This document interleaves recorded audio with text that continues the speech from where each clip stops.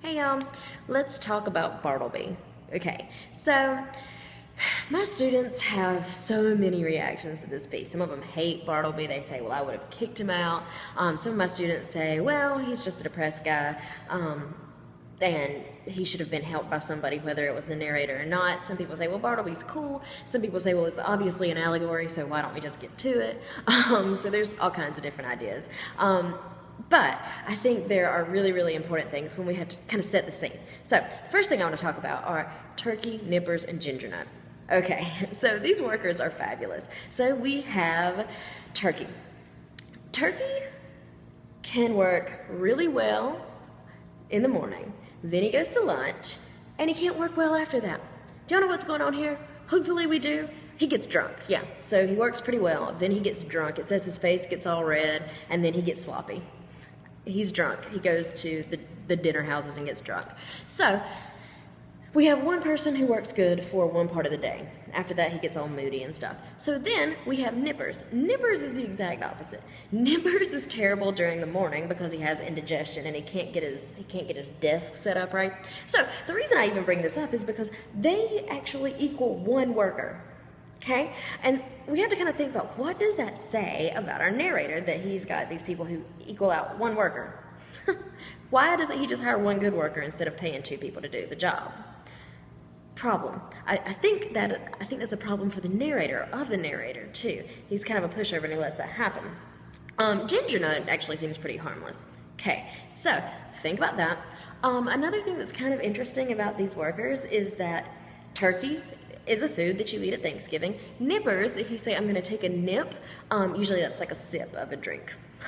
And then ginger nut, well, obviously was a cookie. So I do think it's interesting that all three of these have food words. Bartleby obviously does not count in that situation. So, then there's kind of a few things that I have to say about the narrator. My students love the narrator, and I loathe the narrator because personally, I don't think he's a good dude. I see him as somebody who tries to figure Bartleby out. I see him as somebody who tries to take Bartleby on, almost like God assigned him Bartleby. And to me, I feel like that's super selfish. God didn't assign him Bartleby. Who do you think you are? I have a problem with that. And he wants to figure him out so much that I don't know that he really has this really kind feeling for Bartleby other than wanting to figure him out. And that goes through. He asks about his family. Bartleby won't tell him. He tries to figure out why he was the way he was at the end with the dead letter office. He was like, oh, this must be the reason. Honestly, I feel like that's just a red herring. So I'm not sure about him. And then there are a few little things. He's super unambitious. He actually says that. He still loves this John Jacob Astor character, but if you ever look at that guy, he was super ambitious. So our lawyers, I have no clue. He's so weird. But he is our first person narrator, so we have to kind of get in there too. He sees himself as being super kind. And honestly, I could say that there are places where I see him as being super kind, where he gives Bartleby money, he offers to take him home with him, he really is the one who kind of serves as Bartleby's person almost. So, I just don't love him. I just think there's something smarmy about his whole taking Bartleby on, trying to figure him out, trying to win favor with God. So I don't love that. So then we have Bartleby. What is this guy's deal? He would prefer not to. Number one, we need to think about, he doesn't say, no, I won't do anything. He says, I would prefer not to. Even though when he says he prefer not to, he basically is saying no. So he is being kind of a gentleman, right? So then our narrator even says he's a passive resistor. Instead of causing any problem, saying, no, I don't want to do this, he just says, I prefer, and so he avoids some of the problems. So then we kind of have to start thinking about, what does the story as a whole mean? Well, okay. There are a few things. Allegorically, the story could work a few different ways. Probably one of my favorite is, we have to think about this story when compared to anything else that was happening in America. The Industrial Revolution in America was going on then. Wall Street, we know what Wall Street is. It's this famous street where all our money goes, and we don't really know that much about it, but there's that. But then I was thinking the other day, I was like, Wall Street, it's a street of walls. And if you think about that, you're supposed to be outside, but instead you're walled in. And so we kind of have this idea of the financial stuff, but then we also have this idea of this space where you're just trapped, and a story of Wall Street. So it kind of depends on how you look at it and how you saw this story. Some things that I think are really, really great about this is Bartleby seems like he's more seeing this as a street of walls. And one of my favorite scenes in this whole piece is whenever he's looking out a window. And if you remember, the window, you look out that window and there's a brick wall. So he's looking out a window at a wall. Personally, when you look out a window, what are you supposed to see? I don't know, trees, like grass, the earth, I don't know, but I feel like you're not supposed to just see another wall. And so there's that idea that he's trapped. And then the narrator says, well, why are you looking there? And on page 1498, he says, do you not see the answer for yourself? What are you doing staring out this wall? And I feel like this is just one of my favorite parts, because it seems like this is one of the spots where Bartleby seems to know what he's doing. He's not depressed. He's not doing anything. He says, I'm looking, like he basically takes a stand for himself and say, I'm doing this. And do you not understand why? And why can't you understand why? Almost like he sees that there's some reason besides just dwindling off and dying. So I love that scene. So then with that, we kind of have, we've set ourselves up now, Wall Street. Remember that Industrial Revolution. So we have the lawyer who represents Wall Street, right? And then we have Bartleby, who kind of represents the anti-establishment, no Wall Street.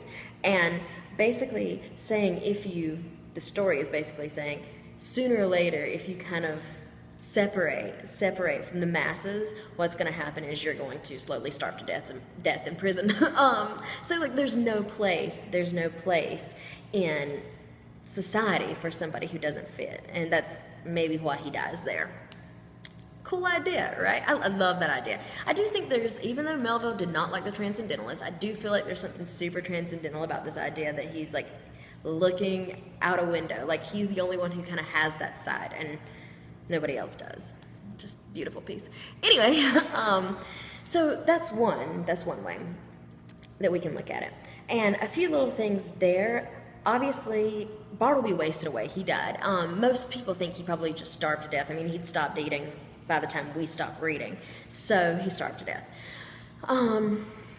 Then there's another kind of metaphor here that you could look at, and I think this is really great too. So this is actually a metaphor for Melville himself. So Melville got famous writing adventure stories that didn't have very much substance, like Tappy and Umu.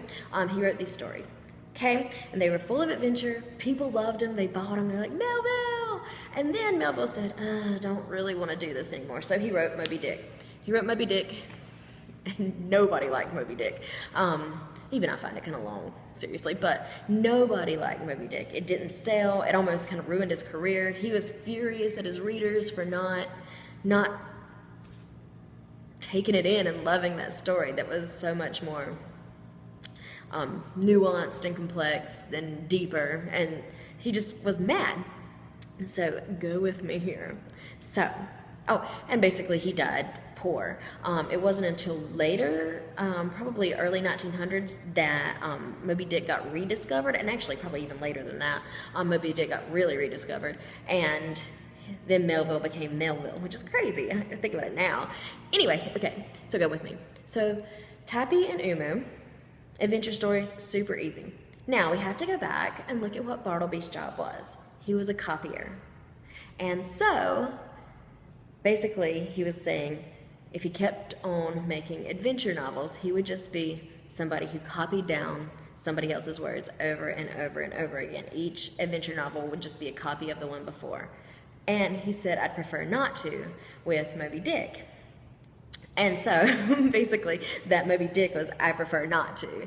And so then him dying kind of in despair and sadness is basically kind of what happened to Melville to his literary career. He says, basically, I'd prefer not to. I'd prefer not to write this adventure novel after adventure novel after adventure novel. And because of that, he died pretty much sad, disappointed, and poor. So we could also see that. Now, if you really looked into it, you could find a whole lot more. I had a student one time who wrote this paper who was like, this is this person and this is this person. So you could actually find that connection there. Personally, I love the one about Melville, but I do like the other idea better. It's almost this kind of rally against Wall Street, and I love that. And one other thing that I think is hilarious. A couple years ago, so this was a while back, remember there was that Occupy Wall Street movement where all the people were just picketing Wall Street.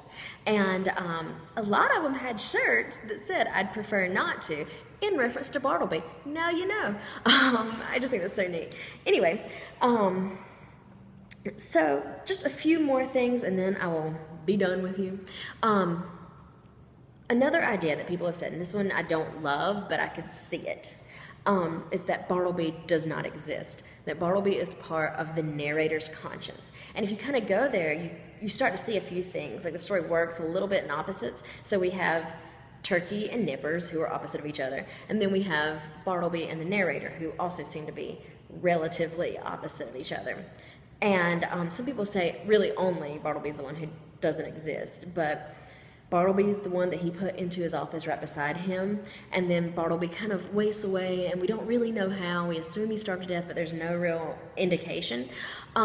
So basically, I think it goes along with idea one, that whole industrial kind of idea that this lawyer had this other side of himself. He said, "I want to be an individual," but by the time the story ended, there's no use in being an individual.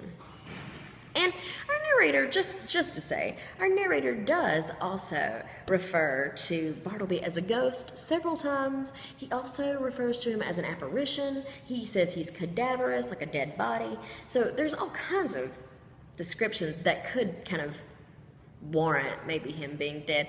I think that could be a psychoanalysis thing that you could do if you wanted to go there. Again, I've told you what my favorite was.